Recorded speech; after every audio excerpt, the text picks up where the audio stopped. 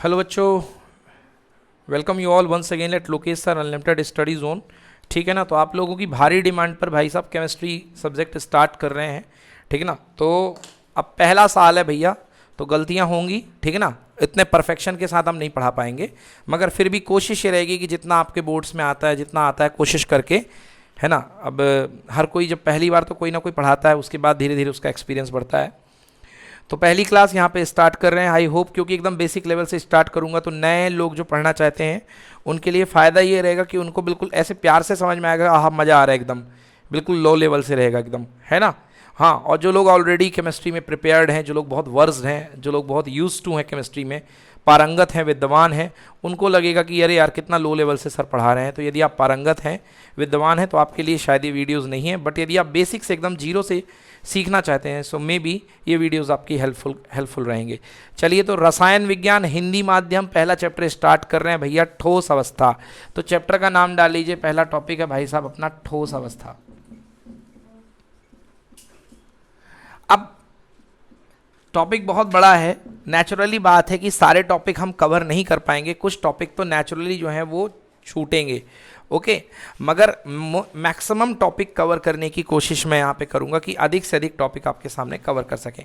चलिए, तो सबसे पहले अंक विभाजन की बात कर लें कि ठोस अवस्था में कितने अंक आते हैं। बेटा मोबाइल बंद कर दो, ध्यान यहाँ दो, कोई ज़रूरत नहीं मोबाइल की।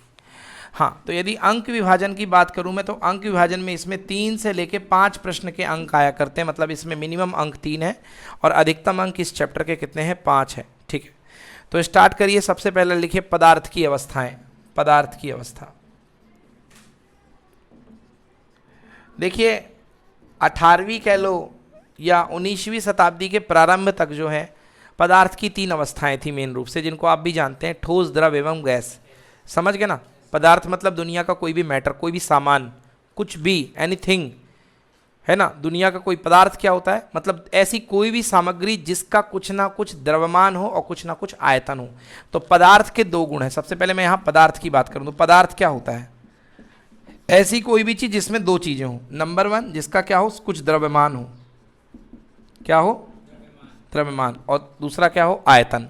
यस, ऐसा कोई भी वस्तु कुछ भी है ना, ऐसी कोई भी वस्तु जिसका कुछ ना कुछ द्रव्यमान हो और जिसका कुछ ना कुछ आयतन हो, उसको अपन पदार्थ बोलते हैं। तो हमारे आसपास जो गैस है, पानी है, पत्थर है, जो भी दिख रहा है वो सबका क्या, पदार्थ है। और पदार्थ क्या नहीं है, पदार्थ नहीं है भावनाएं, क्योंकि भावनाओं का कोई द्रव्यमान और कोई आयतन नहीं है। प्यार मोहब्बत पदार्थ नहीं है, समझ में आएगा ना। गुस्सा पदार्थ नहीं है, बाकी सब कुछ अपने आसपास में पदार्थ है। तो पदार्थ की भैया 19वीं शताब्दी के शुरुआत तक पदार्थ की 3 अवस्थाएं बताई गई, मगर 19वीं शताब्दी के अंत आते आते तक पदार्थ की 2 और अवस्थाएं खोज ली गई। समझ गए ना। तो टोटल अवस्था हो गई 5। वो 2 अवस्थाएं कौन सी थी, एकदम नई आई हैं, है ना। एक थी बोन्स आइंस्टाइन कंडेंसेट, यानी बीईसी पार्टिकल, बीईसी एक अवस्था है। और दूसरी कौन सी अवस्था है, प्लाज्मा। कौन सी अवस्था है, प्लाज्मा। प्लाज्मा जो होती है बहुत हाई टेम्परेचर पे एग्जिस्ट करती है, और जो बीईसी है बहुत लो टेम्परेचर पे एग्जिस्ट करती है। समझ गए ना। प्लाज्मा क्या है, बहुत हाई टेम्परेचर पे, और बीईसी कौन से टेम्परेचर पे, बहुत लो टेम्परेचर। मतलब प्लाज्मा, इंग्लिश बोल दूँ तो हिंदी के लिए याद दिला देना, प्लाज्मा बहुत अधिक तापमान पे एग्जिस्ट करती है, और बीईसी जो अवस्था है बहुत कम तापमान पर एग्जिस्ट करती है, मतलब पाई जाती है। बोस आइंस्टाइन कंडेंसेट, ठीक है ना। चलिए, खैर हमको मतलब है हमारी पुरानी वाली पढ़ाई जारी है। तो हमारे पास पदार्थ की 3 अवस्थाएं हैं यहाँ पे। तो पदार्थ की कितनी अवस्थाएं होती, पदार्थ की मूलतः 3 अवस्थाएं हैं जिनको हमें पढ़ना है। आज की डेट में देखा जाए तो 5 हो चुकी हैं। पदार्थ की मेनली 3 अवस्थाएं पाई जाती हैं, ठोस एवं द्रव एवं गैस। तो चलिए लिखते हैं वर्गीकरण, एक छोटा सा देखेंगे वर्गीकरण क्या है। तो पदार्थ की मेनली 3 अवस्थाएं हैं। अब यहाँ पे लिखिए प्रकृति, प्रकृति, प्र में रा की मात्रा और ती, प्रकृति। यहाँ पे ठोस, और यहाँ पे है द्रव, और यहाँ पर है भाई साहब गैस। तो 3 अवस्थाएं पदार्थ की हैं, ठोस, द्रव, गैस। अब देखते हैं प्रकृति में, सबसे पहले देखते हैं आकार। तो ठोस का आकार कैसा होता है, ठोस का आकार होता है निश्चित। द्रव का आकार क्या होता है, अनिश्चित। और गैस का आकार भी क्या होता है, अनिश्चित। जी हाँ, तो ये हो गई ठोस द्रव गैस की बात। ठोस का आकार निश्चित, गैस का आकार अनिश्चित और द्रव का आकार भी अनिश्चित। अच्छा पूछोगे भाई सर ठोस का आकार निश्चित क्यों होता है? एक ही कारण है बेटा, ठोस के पीछे बहुत सॉलिड वजह है। ठोस के अंदर के जो अवयव कण होते हैं, अवयवी कण, समझ गए ना? ठोस के अंदर के अवयवी कण जो होते हैं, अब यहाँ पे मैं अवयवी कण क्यों बोल रहा हूँ? वैसे बोलना चाहिए अवयवी कण बोल लो या अणु बोल लो, अणु बोलना भी उनको गलत नहीं है, अणु बोलना भी उनको गलत नहीं है। अवयवी कण कह लो या अणु कह लो, उनके बीच में लगने वाला बल, उनके बीच में लगने वाला बल जिसको कहते हैं अंतर आणविक बल। कौन सा बल? अंतर यानी बीच का, आणविक मतलब अणुओं के मध्य लगने वाला बल, अंतर आणविक बल। अंतर आणविक बल। तो बेटा ठोस में ये जो बल होता है बहुत ज्यादा होता है। कैसा होता है? बहुत ज्यादा। द्रव में ये बल होता है कम और गैस में ये बल होता है बहुत ही कम। तो इसलिए जो ठोस के मॉलिक्यूल्स होते हैं, मॉलिक्यूल्स यानी अणु, अणु जो होते हैं एक दूसरे को जकड़ करके पकड़ करके रहते हैं।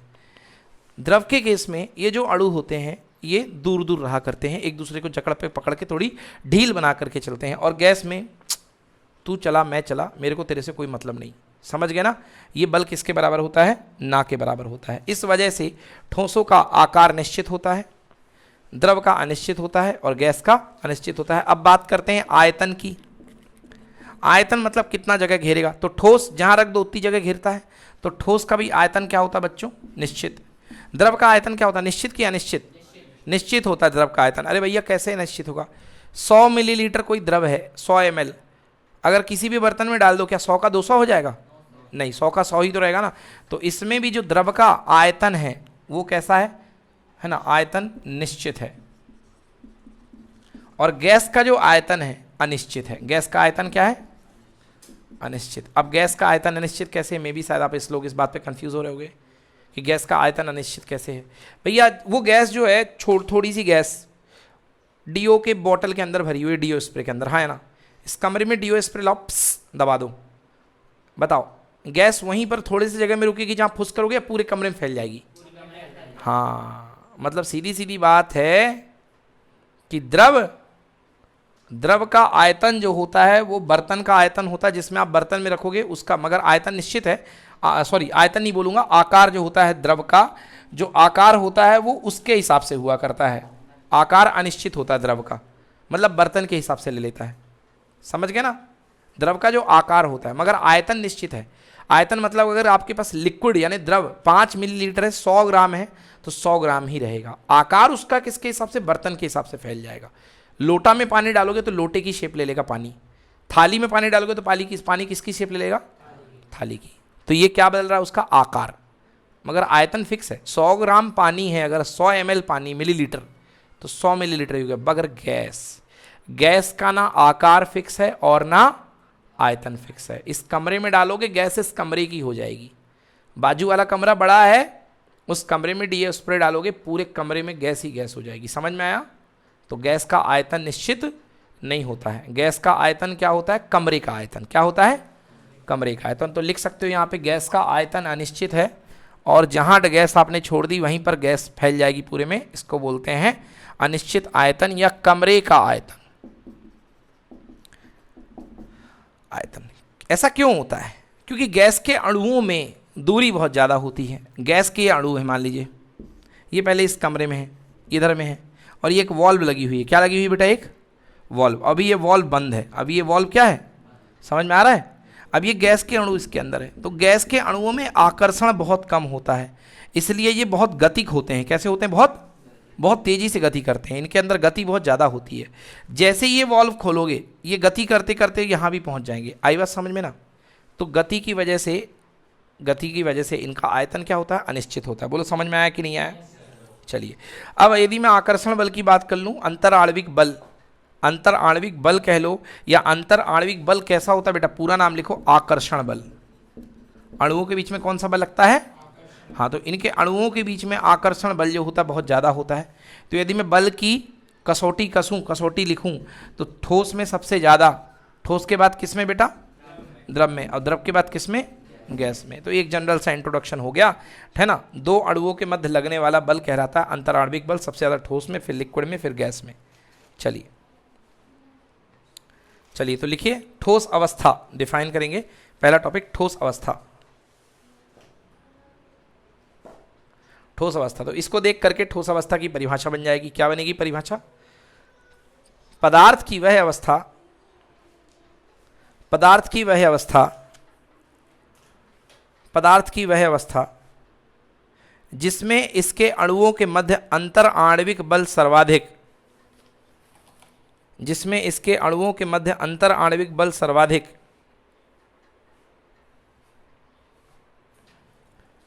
एवं आयतन व आकार निश्चित हो, एवं आयतन व आकार निश्चित हो, है ना, आयतन व आकार निश्चित हो, ठोस अवस्था कहलाती है। चलिए कुछ छूट जाए तो वीडियो से कवर कर लीजिएगा, डोंट वरी। ऐसी अवस्था को हम क्या बोलते हैं? ठोस अवस्था। ठीक है बच्चों, चलिए अगला क्वेश्चन लिखिए। ठोस कठोर क्यों होते हैं? ये जनरल नॉलेज वाला क्वेश्चन। ठोस कठोर क्यों होते हैं बताओ भाई? हाँ, इनके अणुओं के मध्य अंतर आणविक बल सर्वाधिक होता है। क्या होता है? सर्वाधिक होता है। देखो इनके अणुओं के मध्य, ठोसों के अणुओं के मध्य अंतर आणविक बल सर्वाधिक, मतलब एक दूसरे को छोड़ेंगे ही नहीं, चिपक करके रहेंगे। अंतर आणविक बल ज्यादा है ना, मतलब एक दूसरे से क्या रहेंगे? चिपक करके रहेंगे। बोलो हाँ या ना? चिपक करके रहेंगे तो इनके बीच में गैप नहीं है, इनके बीच में गैप नहीं है। तो जब तुम इनको दबाने की कोशिश करोगे, इनको तुम दबाने की कोशिश करोगे तो गैप है ही नहीं, तो दबेंगे ही नहीं, क्योंकि गैप होता तो दब जाते। बोलो हाँ, गैप होता तो दब जाते, बट आप इसको दबाओगे तो गैप है ही नहीं, तो दबेंगे नहीं, और दबेंगे नहीं तो आप क्या कहोगे? भैया ठोस है ये। क्या है ये? ठोस है। तो ठोस होने का कारण क्या है? इनके बीच में गैप ना होना, और गैप ना होने का कारण क्या है? अंतर आणविक बल ज्यादा होना। समझ में आया? अंतर आणविक बल क्या होता है? बहुत ज्यादा होगा। तो इनके बीच में गैप क्या होगा? कम की ज्यादा? गैप, गैप यानी स्थान क्या होगा? कम होगा, है ना, और इसलिए ठोस होंगे। चलो अगला क्वेश्चन लिखो। ठोस के आयतन निश्चित होते हैं क्यों? ठोस के आयतन निश्चित होते हैं क्यों? बताओ बेटा क्यों होंगे ठोस के आयतन निश्चित? बस वही रीजन है, अंतर आणविक बल बहुत ज्यादा होता है। अंतर आणविक बल क्या होता है? बहुत ज्यादा होता है, इसलिए ठोस के अणु पास पास में आ जाते हैं, और आप अणु पास पास में आकर के पैकिंग कर लेते हैं, इकट्ठा हो जाते हैं, इसलिए इनका आयतन निश्चित होता है। समझ में आना? मतलब सारे विवाद की जड़ क्या है? अंतर आणविक बल है। अंतर आणविक बल बहुत ज़्यादा है, जिसकी वजह से सारे अणु पास पास में आ जाते हैं, गति कम हो जाती है, सब में जबरदस्त आकर्षण लगता है, और सबकी बढ़िया पैकिंग हो जाती है। क्या हो जाती है? बढ़िया पैकिंग। चलिए डन हो गया। चलिए अगला क्वेश्चन लिखिए। ठोसों के प्रमुख गुण लिखिए।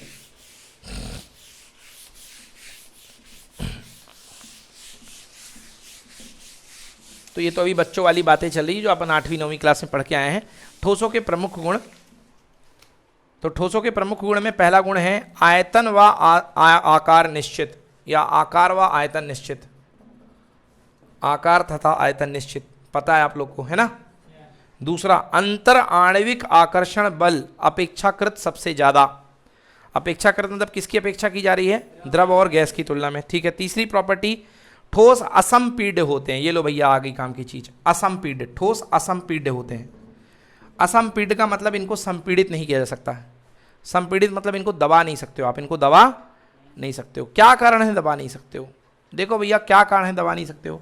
आप एक जगह पे सरसों की वो रख लो, या वो सूजी आती, सूजी हलवे वाली, उसको रख लो, और आप इसके ऊपर कितना जोर का हाथ रखो, दबाने की कोशिश करो, क्या दबेगी? क्या नहीं, क्योंकि एक अणु और दूसरे अणु के बीच की दूरी क्या होती? बहुत कम। क्या होती? बहुत कम। हाँ या ना?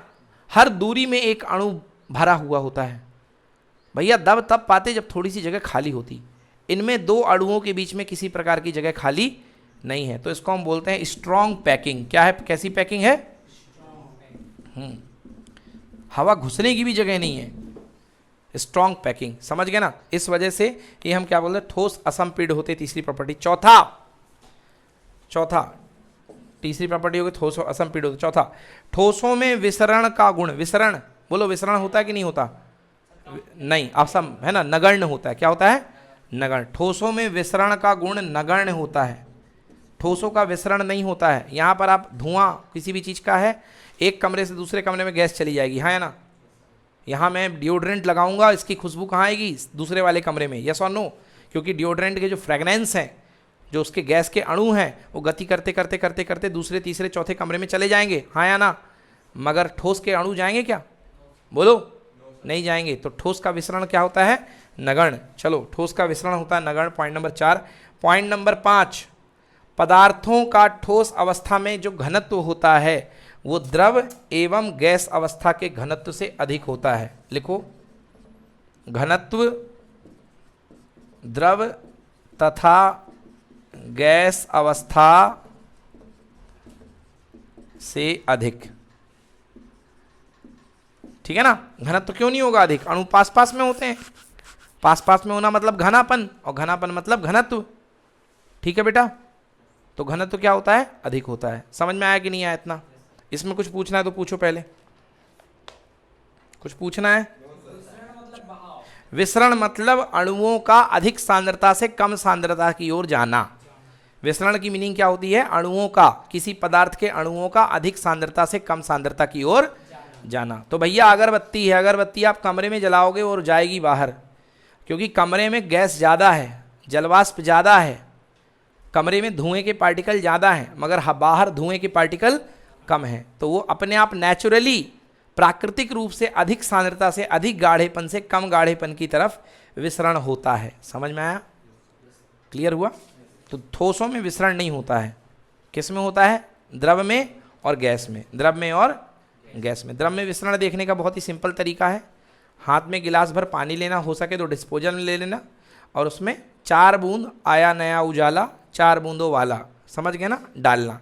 तो देखना, टिप टिप टिप की करके डालोगे, पूरे पानी में जो बूंदें हैं, या स्याही ले लेना, पूरे पानी में जो स्याही की बूंदें हैं वो धीरे धीरे करके फैलती नजर आएंगी, हाँ या ना?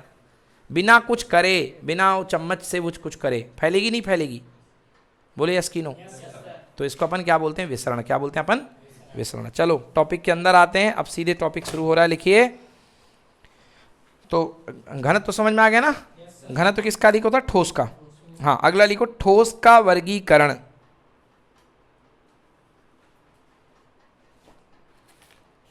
ठोसों का वर्गीकरण। अब भैया वर्गीकरण के आधार होते हैं, जैसे क्लास में वर्गीकरण होता है ना, क्लास में वर्गीकरण होता है। सबसे पहला वर्गीकरण क्लास में किसके आधार पे होता है? जेंडर के आधार पे। लड़के इधर बैठेंगे, लड़कियां इधर बैठेंगी, हाँ या ना? है ना? फिर किसके आधार पे होता है वर्गीकरण? होशियार बच्चे आगे, समझ गए ना, और बाकी हम जैसे पीछे ऐसे बिठाल दिया, हाँ या ना? फिर ये वर्गीकरण होता है। क्लियर हो गया ना? हाँ, कई तरीके के वर्गीकरण होते हैं, है ना? तो ऐसे ही ठोस में वर्गीकरण पढ़ना। लिखो, ठोसों का वर्गीकरण। ठोसों का वर्गीकरण। आप कहोगे सर किस आधार पे करना है बेटा? लिखो, ठोसों का वर्गीकरण हम यहाँ पे करने जा रहे हैं अंतर आणविक व्यवस्था के आधार पे। अंतर आणविक व्यवस्था के आधार पे,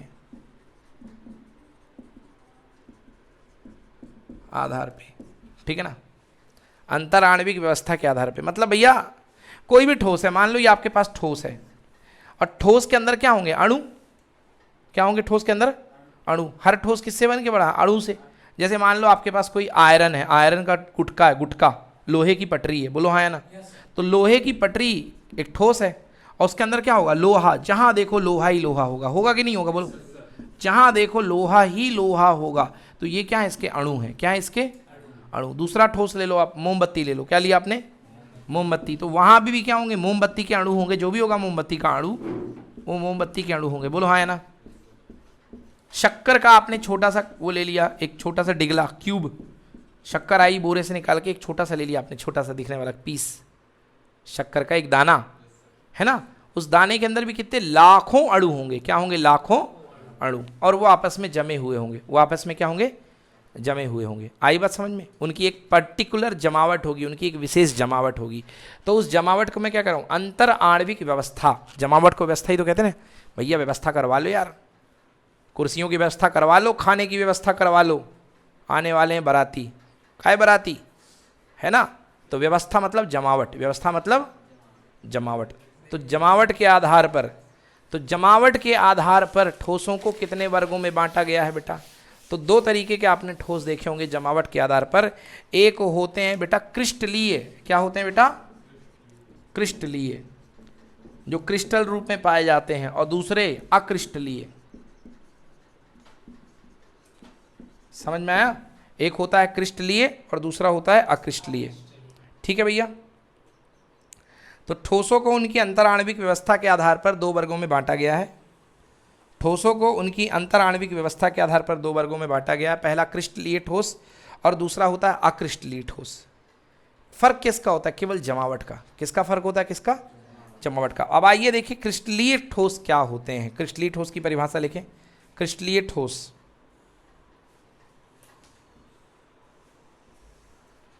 भैया वॉशरूम लेफ्ट साइड है, देर हो रही है, जिनको जाना हो यूज कर सकते हो, लेफ्ट बाहर वाला वॉशरूम है ना। क्रिस्टलीय ठोस ऐसे पदार्थ जिनके अणु एक निश्चित क्रम में या निश्चित व्यवस्था में व्यवस्थित हों, निश्चित क्रम में या निश्चित व्यवस्था में व्यवस्थित हों, निश्चित क्रम में या निश्चित व्यवस्था में व्यवस्थित हों, उनको क्रिस्टलीय ठोस कहते हैं।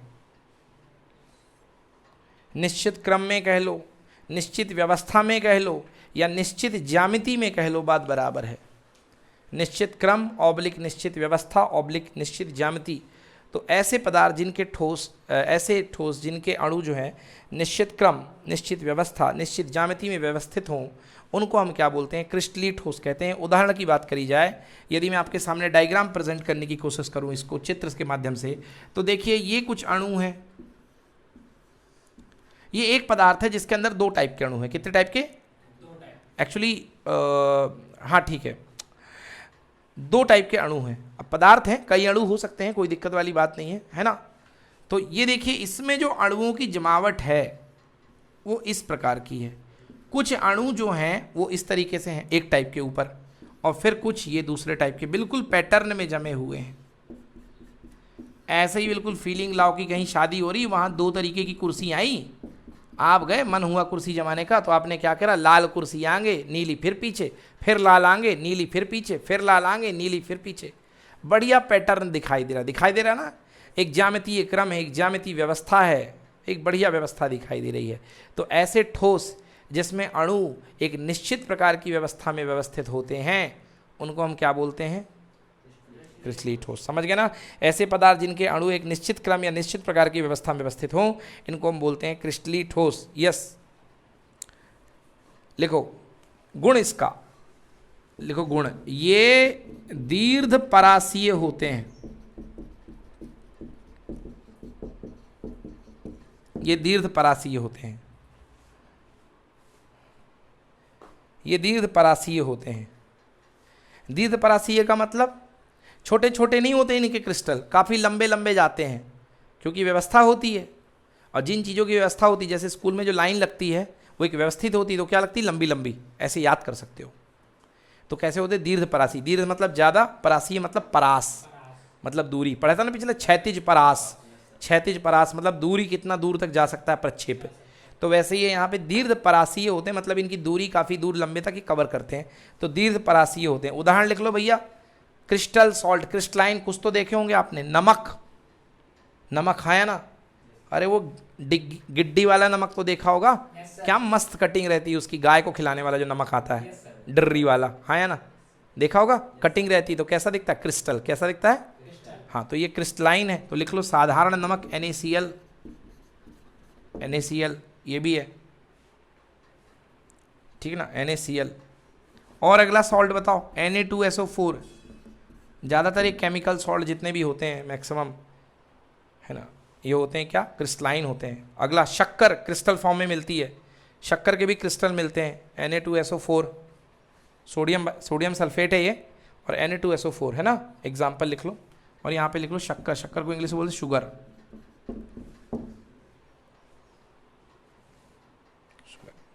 तो ये क्या लागा? क्रिस्टलीय ठोस। क्या कहलागा ये? अगला लिखिए अक्रिस्टलीय ठोस। अक्रिस्टलीय, तो यहाँ लिखा है अक्रिस्टलीय। अक्रिस्टलीय का मतलब देखिए, अक्रिस्टलीय में जो होंगे इनके अणु एक निश्चित ज्यामिति में नहीं होंगे। अक्रिस्टलीय में जो अणु होंगे इनके, वो निश्चित ज्यामिति में नहीं होंगे, अटर सटर कहीं भी पैटर्न में बैठे होंगे।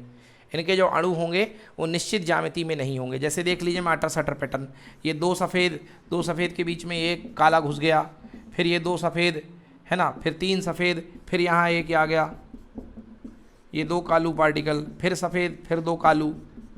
समझ में आ गया? यस और नो, हाँ कैसे भी रैंडम, फिर 3 सफ़ेद, कुछ भी हो गया तो मतलब इनमें एक निश्चित पैटर्न नहीं होता है। समझ गया ना? डैमेज व्यवस्था, वही भीड़ वाली पार्टी में व्यवस्था, कोई कुर्सी नीली, यहाँ लाल, वहाँ कुछ भी है, उसको बोलते हैं अक्रिस्टलीय ठोस।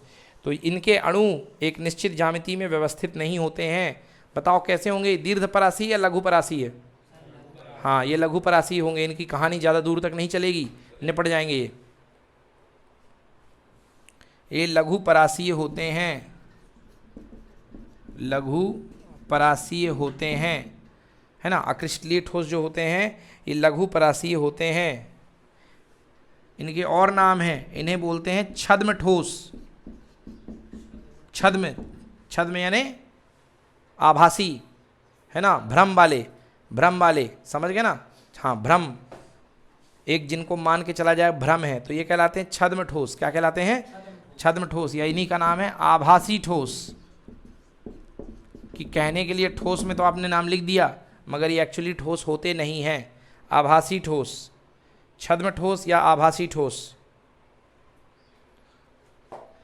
एग्जाम्पल, एग्जाम्पल कांच। कभी कांच को तोड़ करके देखो, पीस करके। हाँ, अरे तोड़े भी होगे, फिर भी तोड़ते होगे तो कुछ तो पीस जाता होगा। पीस जाता है, पाउडर जैसा निकलता है कि नहीं निकलता? निकलता है ना, सफ़ेद सफ़ेद पाउडर जैसा। तो उसको अपन क्या बोलते हैं सामान्य भाषा में? धूसर हो गया। क्या हो गया? धूसर। धूसर क्या बोलते हैं उसको? धूल धूसर, धूल धूसर कर दिया, मुहावरा है ना। तो धूसर हो जाता है एकदम, तो मतलब क्या है वो? अक्रिस्टलीय। क्या है वो? हाँ, अक्रिस्टलीय। तो भैया एग्जाम्पल लिख लो, कांच, रबर, रबर, कांच, रबर, और क्या? बहुलक, बहुलक। अरे ये बिजली के स्विच उच बनते हैं, जितने टाइप के प्लास्टिक होते हैं सब बहुलक है। ये मोबाइल चार्जर की डिब्बी, ये जितना है, ये सब किसके बने? बहुलक के हैं। मतलब पढ़ेंगे आपका चैप्टर, एक टाइप का प्लास्टिक होते हैं, है ना, बहुलक, सब ये बहुलक हैं। हाँ हाँ, बनी है ना रबर, मगर उसका अरेंजमेंट बिल्कुल बराबर बराबर नहीं है, अलग अलग है। उनके पार्टिकल का अरेंजमेंट बिल्कुल एक जैसा, हेलो, उनके पार्टिकल यानी उनके कणों का जो व्यवस्था है वो एक जैसी नहीं है। इसलिए कैसे हैं वो? अक्रिस्टलीय। कैसे हैं वो?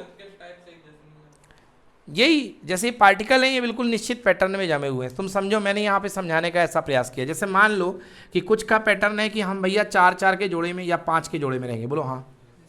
तो 5-5-5-5 के जोड़े में तो बन गया क्रिस्टलीय, समझ में। मगर अक्रिस्टलीय में आओगे तो कोई 5 का जोड़ा बनाया, कोई 3 का बनाया, कोई 2 का बनाया, कोई 1 का बनाया है, समझ में आया? तो ये क्या कहलाएंगे? अक्रिस्टलीय। समझ गए ना, जिनमें एक जैसा गुण ना हो।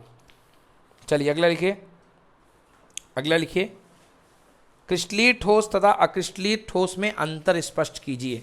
ये तो इंट्रोडक्शन था। अब क्रिस्टलीय ठोस तथा अक्रिस्टलीय ठोस में अंतर स्पष्ट कीजिए। हाँ, ये तो यूज हो जाएंगे इसमें, ये अंतर भी आ जाएंगे, थोड़े कुछ नए आ जाएंगे। क्रिस्टलीय ठोस तथा अक्रिस्टलीय ठोस में अंतर स्पष्ट कीजिए। तो सारे अंतर हैं,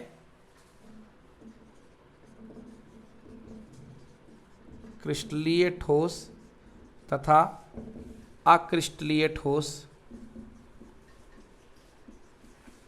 में अंतर, ये अंतर इनमें स्पष्ट करना है। तो बेटा लेफ्ट में लिखो अंतर का आधार। भैया अंतर तो बताना है, कौन सी आधार में? प्रकृति। जैसे मैंने बोला 2 चीज में अंतर बताओ, तो भैया अंतर काय का बताएं? प्रकृति। पहली चीज बनेगी प्रकृति। दूसरा यहाँ पे क्या रहेगा? क्रिस्टलीय, और यहाँ लिखो अक्रिस्टलीय। ठीक है बच्चों, अक्रिस्टलीय। चलो पहली प्रकृति लिखो, पहली प्रकृति लिखो, आणविक व्यवस्था। आणविक व्यवस्था यानी जमावट, ज्यामितीय व्यवस्था, कुछ भी लिख लो, आणविक व्यवस्था, है ना। तो इसमें आणविक व्यवस्था क्या होती है? निश्चित की अनिश्चित? लिखो निश्चित ज्यामिति, निश्चित ज्यामिति। इसमें आणविक व्यवस्था जो होती है वो निश्चित ज्यामिति में, निश्चित पैटर्न में, एक रेगुलर शेप में, एक रेगुलर पैटर्न में व्यवस्थित होते हैं, जो बार बार रिपीट होता है। निश्चित व्यवस्था, निश्चित क्रम, व्हाटएवर, निश्चित क्रम। यहाँ लिखो अनिश्चित, अनिश्चित क्रम,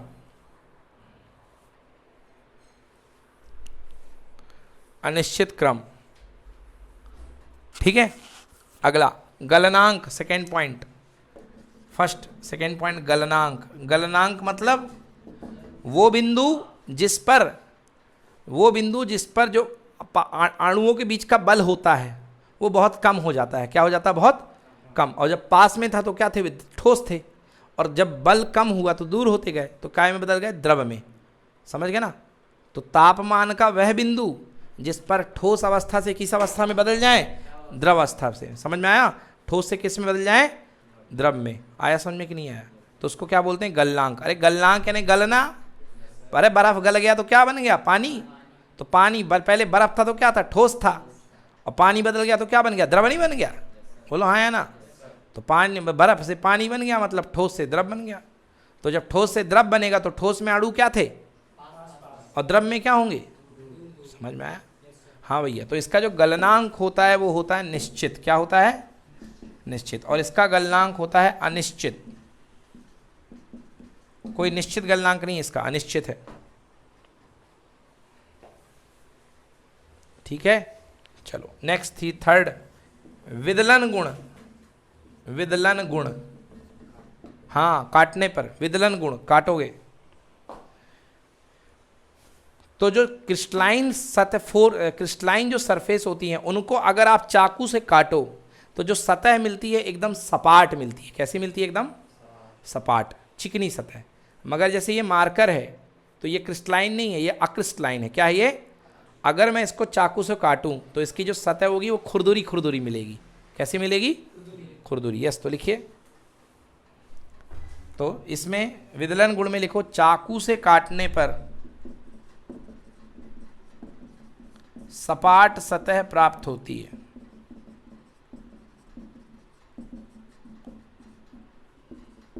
इसमें चाकू से काटने पर सपाट सतह प्राप्त नहीं होती।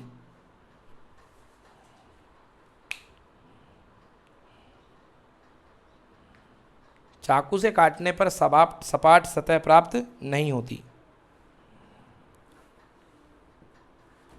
ठीक, नकुल समझ में आया? चलो अगला लिखो, गलन ऊष्मा। गलन ऊष्मा, भैया गलनांक निश्चित है तो गलन ऊष्मा भी निश्चित होगी। गलनांक मतलब निश्चित बिंदु पे ही ये पानी बन रहा है, द्रव बन रहा है, तो गलन ऊष्मा भी क्या होगी? निश्चित। लिखो गलनांक। गलनांक मतलब गलन का बिंदु। क्या होता है इसका गलनांक? निश्चित। और इनका गलनांक क्या होगा? अनिश्चित। समझ में आ रहा है कि सो रहे हो? हाँ ठीक है ना। गलन ऊष्मा, हाँ गलन ऊष्मा, गलनांक लिख दिया, गलन ऊष्मा लिख लो। मतलब गलने के लिए दी जाने वाली ऊष्मा, इसकी होती है निश्चित और इसकी होती है अनिश्चित। अगला पॉइंट लिखो, दैशिकता। ये थोड़ा अच्छा पॉइंट है, दैशिकता। दैशिकता, दैशिकता का मतलब क्या होता है? जैसे जो आदमी हर परिस्थिति में एक समान बिहेव करे। जैसे मान लो मैंने पिछले बार इसको गाली दी और इसको फिर मैंने 1 महीने बाद गाली दी, इसका दोनों बार बिहेवियर सेम था, तो उसको हम क्या बोलेंगे? समदैशिक। क्या बोलेंगे? समदैशिक। मतलब हर दशा में एक ही तरीके का व्यवहार प्रस्तुत करे, इसको बोलेंगे समदैशिक। अब मान लो कोई ऐसा लड़का हो, इसको पहले बार मैंने गाली दी तो सह लिया, दूसरे बार गाली दी तो पुलिस में रिपोर्ट लिखा दी, तो उसको क्या बोलेंगे अपन? विषमदैशिक। क्या बोलेंगे? मतलब अलग अलग दशाओं को दिखाने वाला कहलाएगा विषमदैशिक। तो बेटा देखो, जो क्रिस्टलाइन ठोस होते हैं वो होते हैं विषमदैशिक। क्या होते हैं? विषमदैशिक। हाँ, आप सोच रहे थे कि समदैशिक होंगे, बट नहीं, ये विषमदैशिक होते हैं। और ये क्या होते हैं? समदैशिक। अभी बताता हूं क्यों। ये विषमदैशिक होते हैं और ये होते हैं समदैशिक। क्रिस्टलाइन ठोस जो होते हैं विषमदैशिक होते हैं और ये समदैशिक होते हैं। ठीक है ना?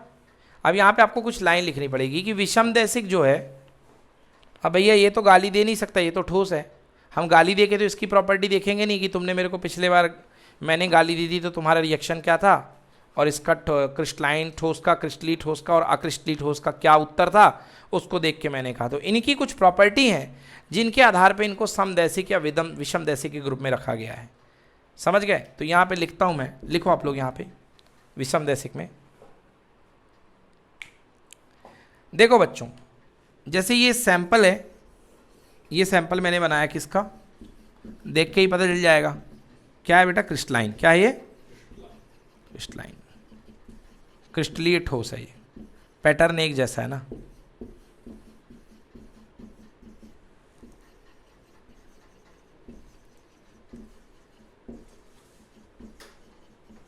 देखो बेटा ये क्रिस्टलीय ठोस है। क्या हुआ, मैंने 3-4 गुण देखे इस पदार्थ के, 3-4 गुण देखे। किस किस रास्ते से, एक बार मैंने सारे इन अणुओं के गुण देखे, और एक बार मैंने रास्ता बदल दिया, मैंने ये रास्ते में चल के देखा। मतलब एक बार मैंने इन अणुओं के सारे गुण देखे और एक बार मैंने थोड़ा अलग गुण देखा। तो मैंने देखा कि इस वाले रास्ते में और इस वाले रास्ते में जो गुण हैं वो बहुत अलग अलग आ रहे हैं। कैसे आ रहे हैं, बहुत अलग अलग। और दूसरा समदैशिक में मैंने देखा, जब मैंने देखा इसमें समदैशिक मतलब उल्टे सुलटे अणु हैं।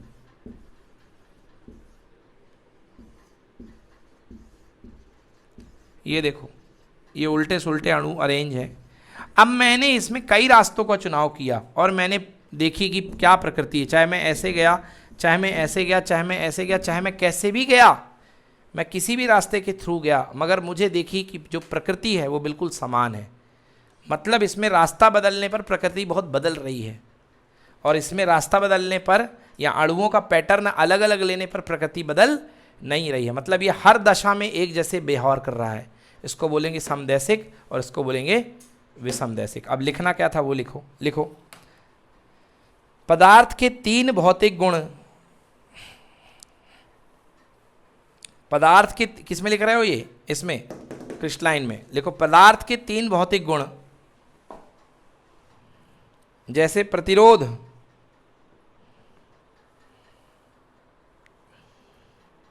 जैसे प्रतिरोध, अपवर्तनांक, अपवर्तनांक एवं चालकता, प्रतिरोध, अपवर्तनांक एवं चालकता। ठीक है ना। तो सुनो, अलग अलग दशाओं में अंतर बहुत अलग अलग पाया गया। मतलब यदि इस दशा की बात की जाए तो प्रतिरोध, चालकता और अपवर्तनांक अलग आ रहे थे, और इस दशा से देखा गया तो प्रतिरोध, अपवर्तनांक, चालकता और अलग आ रहे थे। समझ गए ना। तो मतलब प्रतिरोध, चालकता और अपवर्तनांक में अलग अलग दशाओं में फर्क बहुत बड़ा था, फर्क बहुत बड़ा था। समझ में आया ना। हाँ, क्या लिखा, जैसे प्रतिरोध, प्रतिरोध, अपवर्तनांक, चालकता में अंतर अधिक पाया गया, में अंतर बहुत अधिक पाया गया, में अंतर बहुत अधिक पाया गया। इसको बोलते हैं अपन विषमदैशिक। अंतर बहुत ज्यादा है ना तो विषमदैशिक। अब इसमें लिखो, लिखो, लिखो, पदार्थ के भौतिक गुण, समदैशिक में लिखो, पदार्थ के भौतिक गुण जैसे प्रतिरोध, जैसे प्रतिरोध, अपवर्तनांक, चालकता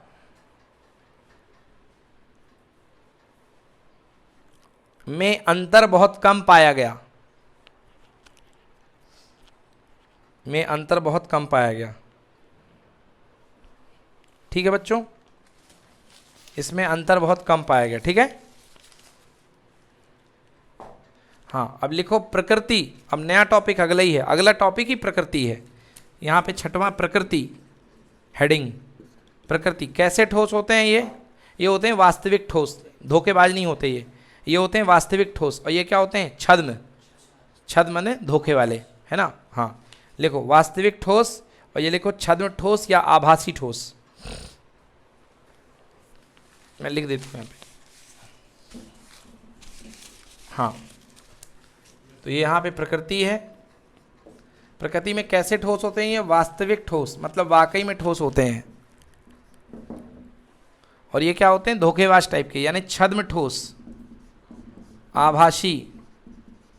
और इनका जो वैज्ञानिक नाम देखा जाए, यदि इन ठोसों का सच में देखा जाए तो ये कहलाते हैं अतिशीतित ठोस। क्या कहलाते हैं, अतिशीतित, अतिशीतित ठोस। बताता हूं, अतिशीतित मतलब जब इनको शीतलता मिलती है तब ये ठोस बन चुके होते हैं, मगर गर्मी के प्रभाव में धीरे धीरे ये अपने वापस के रंग में आते जाते हैं।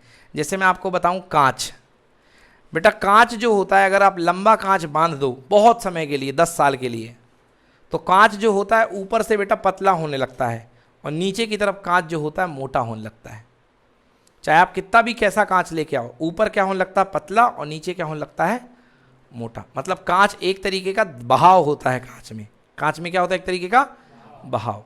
तो कांच जो है देखा जाए तो वास्तविक ठोस नहीं है। कांच कैसा ठोस है? आभासी ठोस, क्योंकि उसमें बहाव की प्रवृत्ति होती है। समझ में आया है ना? कांच बिल्कुल हर समय एक जैसे फ्रेम में खड़ा नहीं रह सकता बेटा। आप यदि बहुत माइन्यूटली वॉच करोगे तो कांच का ऊपर का हिस्सा पतला हो जाता है और नीचे का हिस्सा मोटा होता जाता है। समझ में आया? तो जो कांच होता है वो कैसा होता है? आभासी ठोस। तो इनका दूसरा नाम लिख लो, अतिशीतित ठोस। वास्तविक ठोस यानी वास्तविक ठोस, जो रियल ठोस है। प्रकृति वास्तविक ठोस, इधर आभासी ठोस। वास्तविक ठोस कुछ भी ले लो, नमक, लोहा, कॉपर का टुकड़ा, ये सब वास्तविक ठोस है। ठीक है ना? अतिशीतित ठोस। अगला लिखो परास। परास,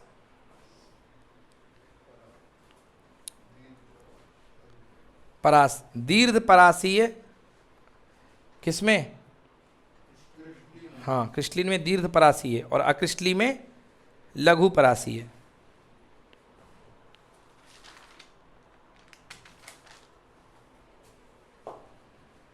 क्रिस्टली में दीर्घ परासीय और अक्रिस्टली में लघु परासीय। ठीक है ना? तो अभी मैंने आपको बताया वर्गीकरण, मैंने बताया आपको पहला अणुओं की व्यवस्था के आधार पर। तो अणुओं की व्यवस्था के आधार पर अपन ने 2 तरीके के ठोस बनाए। बोलो हाँ या ना?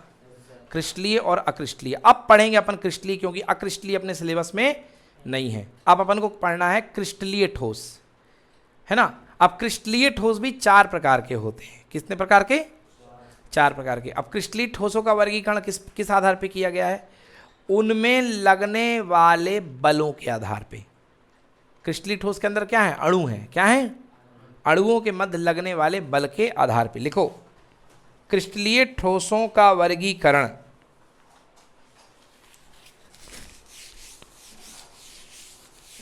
क्रिस्टलीय ठोसों का वर्गीकरण क्रिस्टलीय ठोसों का वर्गीकरण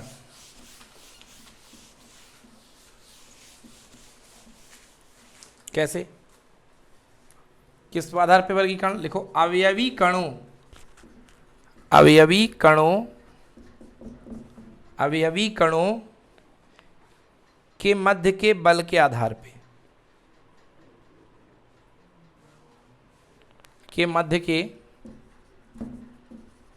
के मध्य लगने वाले बल के आधार पे। हाँ बेटा, कौन सा ठोस की बात हो रही है? क्रिस्टलीय ठोस। क्रिस्टलीय ठोस में जो अणु होते हैं, उसके अंदर के जो अवयव होते हैं, उसके अंदर के जो कण होते हैं, उसके अंदर के क्या होते हैं? कण। जैसे क्रिस्टलीय ठोस है ना? अब क्रिस्टलीय ठोस में आपने कोई क्रिस्टलीय ठोस लिया तो उसके अंदर के छोटे छोटे क्या होंगे? कण होंगे। बोलो हाँ। अब इनके बीच में लगने वाला बल, अब ये कण कौन से हैं? और ये कण, जो कण यूज कर रहे हो, उस कण की प्रकृति के आधार पे बल डिसाइड होगा कि कौन सा बल लगेगा।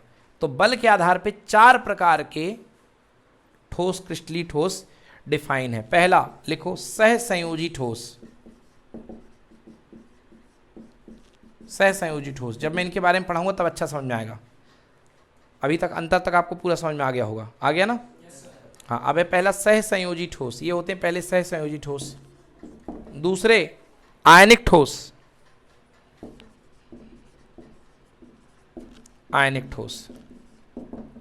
हाँ। अब थोड़ा सा मैं यहां पे एक्सप्लेन करना चाहूंगा। नाम ही है पहला, अब हालांकि 4 हैं, पूरे 4 लिख लो। तीसरा धात्विक ठोस, चौथा आणविक ठोस,